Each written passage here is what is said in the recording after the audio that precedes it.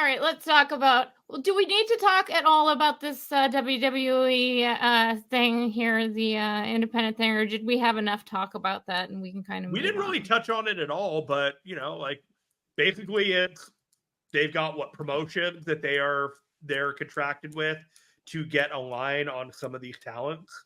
But I don't know much. I feel like they had before with like Evolve and Progress and things like that. So it's kind of like it feels like they're doing the same thing over again a little bit to me, because when I was seeing Evolve and Progress, they were already starting to infiltrate, taking them over because they were sending their talent to.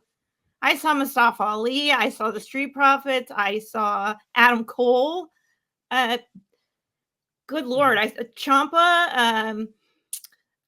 There was a Time Splitters because Alex Shelley did a run in that night, and why am I forgetting his name? The other Kushida, Kevin Knight. Thank you. Kushida was there that night, and he had just become a WWE star to the point where they were like, "We got a picture with him." But then all of a sudden, a bunch of the handlers started running out and being like, "No, you're not allowed to do that without paying." So it was like, the one thing I'm pretty good at getting around that because of Ren Fair, because I learned a long time ago how to get around that sort of thing, because it's just a big. Ren Fair is kind of a big version of wrestling. There's wrestling acts in almost every Ren Fair now. They've gone way past the mud show now, where they're doing like combat shows and wrestling shows. And I even have our friend Hob the Troll there. He has a friend he was telling me about who's been doing a combat thing down in, I think it's the Medieval Fair that he's doing in Sarasota right now. And they're actually doing what I've suggested for a long time, which is like a Ren Fair wrestling thing. And because they're from the same stock. They come from the circus. They come from carny culture. They come from it's all the same. I mean, so that's familiar territory on both sides. So I love it. But so here's a question I have about WWE ID, and I don't know if folks read it this way, but WWE has they scout in real sports, right? They are looking at the world of amateur wrestling. They're looking at the world of gymnastics. And these aren't all people who may not have been interested in pro wrestling, but that's not the scouting is based on sports versus pro wrestling. So they have their foot in the door there. They have NIL deals with college athletes. They recruit to the performance center. And so they have that. What they gave up was what AEW was taking advantage of, which was the independent scene. So these are people who do want to be wrestlers rather than being recruited to become wrestlers. So it seems like this is an acknowledgement that they need to cover that basis too. Now, people may ask, well, why don't you can just scout independent wrestling? Like I remember the first Bloodsport show I ever went to. It was very easy to spot Cameron Seaman, William Regal, and John Moxley at this event, just hanging out watching the show. But also they were kind of checking in on who's good. Karrion Kross, he may have been on that show, but there were tons of other people who were on that show. So it seems like this is a way for them to do the independent thing in a very WWE way, which is let's take advantage of our position and let's put some pressure on some of these wrestlers to see if they really believe they are, top level and would want to be on our radar versus, the flip would be, well, we see them doing well, and now let's discuss this with them. Like it seems like the onus is on the talent to go, hey, I want to be part of this program. And to them, maybe that's like an acknowledgement, like, okay, like they actually get what our business is. That's like step one in understanding what our business is.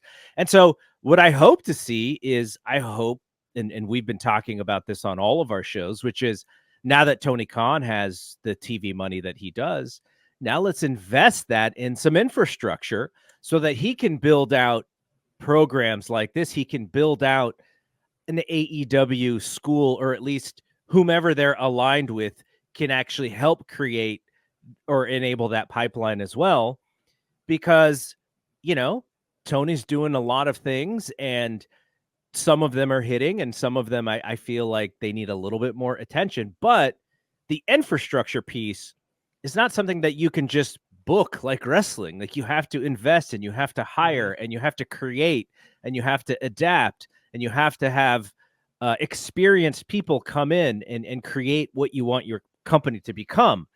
And so I think having a school or having a pipeline to have a place for people to work and to get experience and to create your own version of NXT, if that's what you want to do, you have to invest in that, and you have to really pay attention to it. So I'm hopeful that Tony Khan does have his eye on something like that, because or else WWE's WWE ID, if it starts working, then they just may have a beeline on everybody.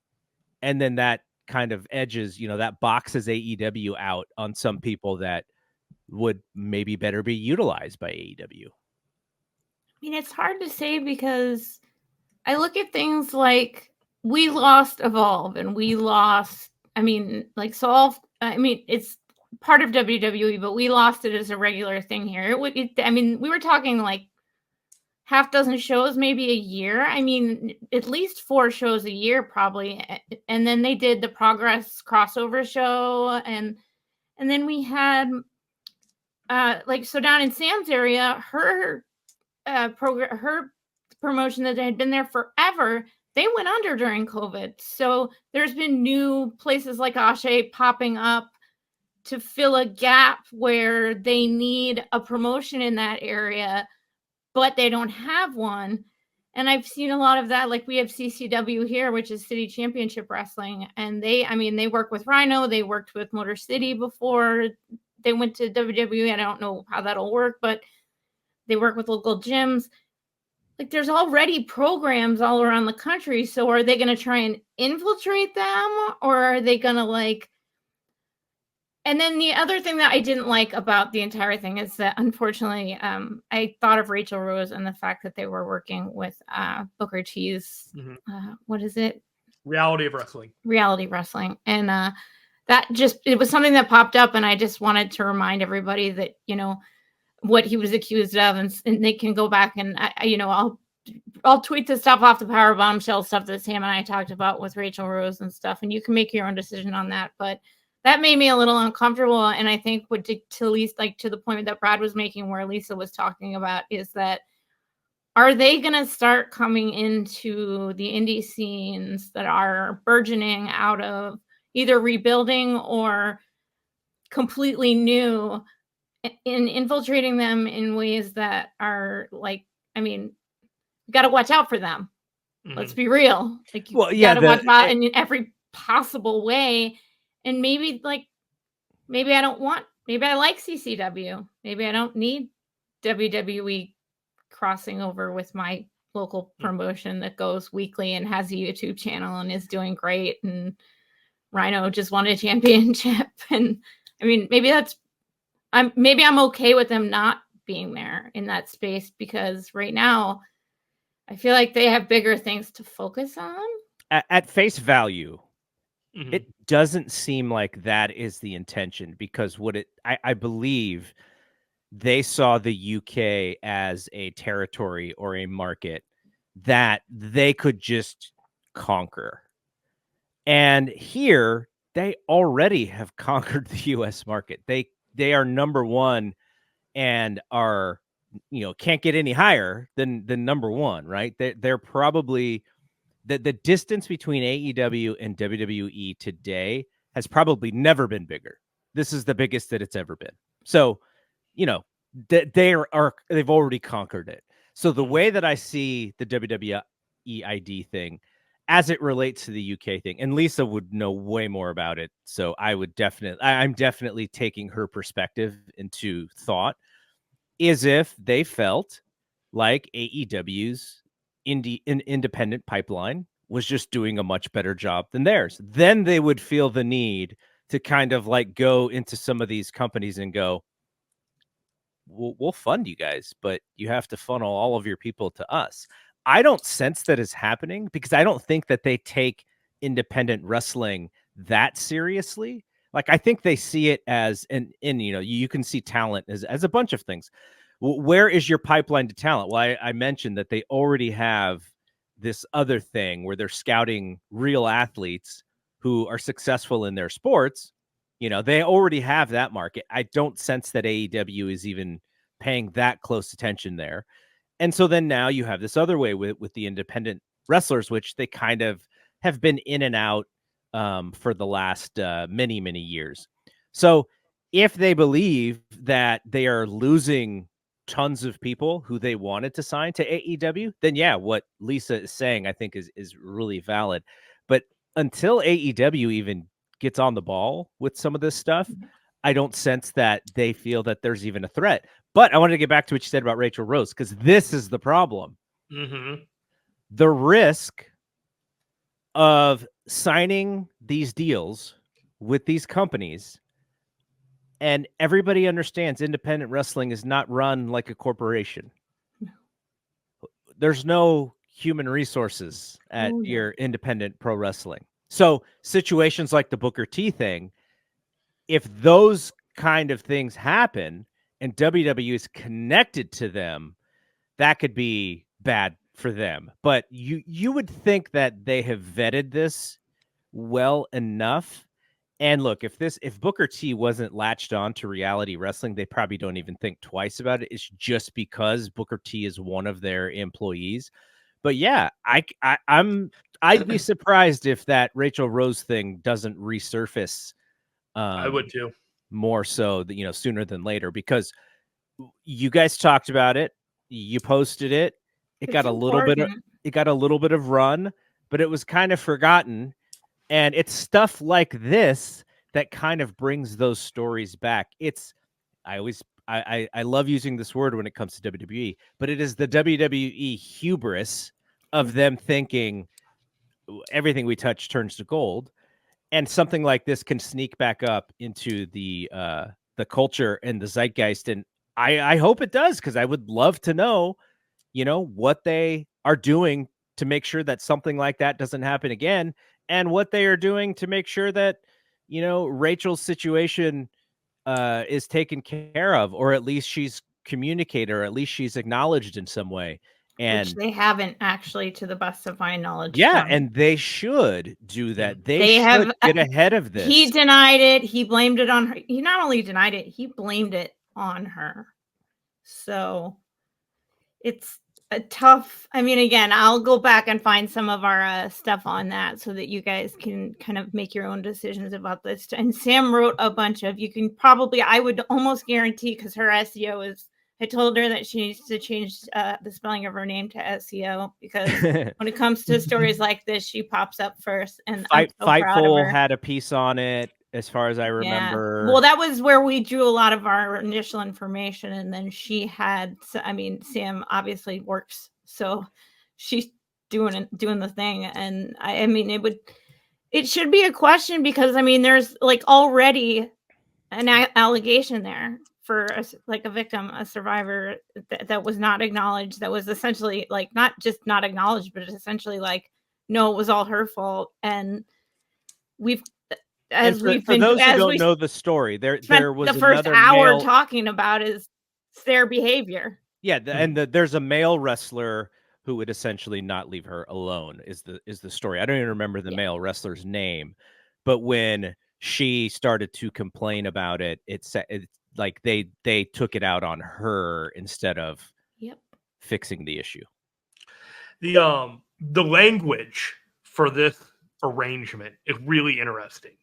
It was announced as a promotional tie-in, you know, like not an actual like contractual agreement.